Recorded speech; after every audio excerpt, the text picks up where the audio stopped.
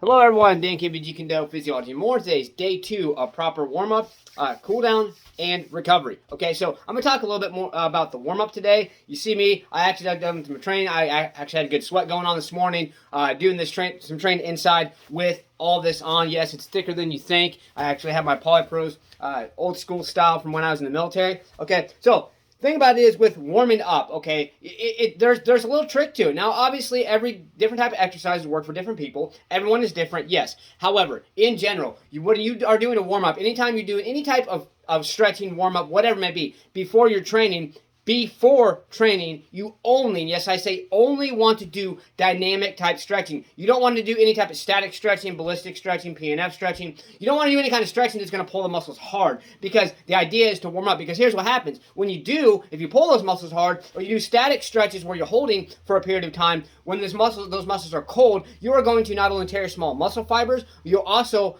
going to fatigue your muscles, because your muscles are not ready for that yet, because they're not warmed up. Now, if you thoroughly warm up first, however, that's kind of a waste of time, because if you do a thorough warm up and then you do stretches, why not do both in one? And that's what I'm going to talk about, is dynamic stretching. For those of you who don't know what that is, dynamic stretching is a stretch and a warm up. So if you're going boom, boom. Now, what you don't want to do in dynamic stretching is you don't want to go like this and pull really hard. No, you don't want to do that. So here's a type of dynamic stretching. Also, walking lunges or alternate lunges, which is just basically in place. So boom, there we go.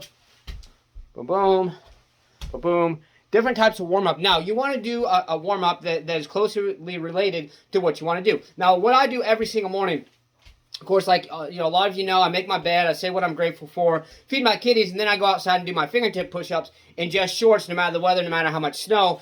Right after that, I come in, and then I get some warmer clothes on, and then I jog around my place for 3 minutes, and then I get on the exercise bike, and I ride a minimum of 1 mile. Okay, that is a good thorough warm-up. Now, on top of that, I still do mobility type stretches, dynamic stretches, because I do intense training. So a lot of you would be like, wow, that's more than enough of a warm-up. Okay, fine, but I'm not doing any kind of actual stretching other than when I go to do my fingertip push-ups outside. I do some different upper and and lower body movements, things like that, but not enough to be thorough enough for my type of training. Okay, and that's what I'm going to specify. My type of training, just like there's your type of training. Now, if you're just a beginner getting into it, you don't really have to do a whole hell of a lot, because I hope anyway, if you're in the beginning stages, you're not doing anything extremely intense. So your warm-up is not going to have to be near as thorough. So keep that in mind. The more intense the training, the higher the intensity, the more warm-up you're going to want to do. Now, if you're doing a more endurance type training, like you're going for, say, you're worked up to running a 6-mile run, okay, and now you want to go for 10 miles. Now, you're not going to need to do a whole bunch of thorough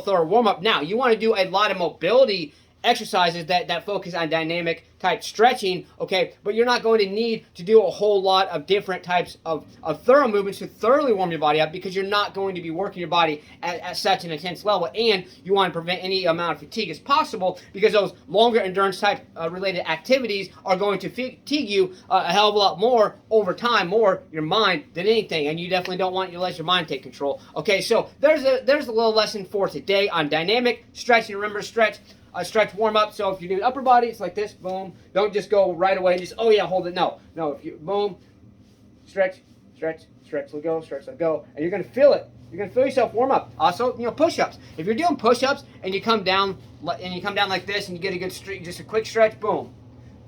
Quick stretch, boom. That's still a dynamic stretch. Even though you're doing push-ups, it is going to thoroughly warm you up. That's a very good exercise if you're going to do any type of push-up, pull-up challenges or type training, or if you're going to do upper body, resistance training and things like that. So let's get out to stay motivated, believe in yourself, believe you can do it, and believe that you deserve it. Let's get out there. Let's go smash, punch, kick that like button. Just don't break it. Let's get out there and do something. Let's go.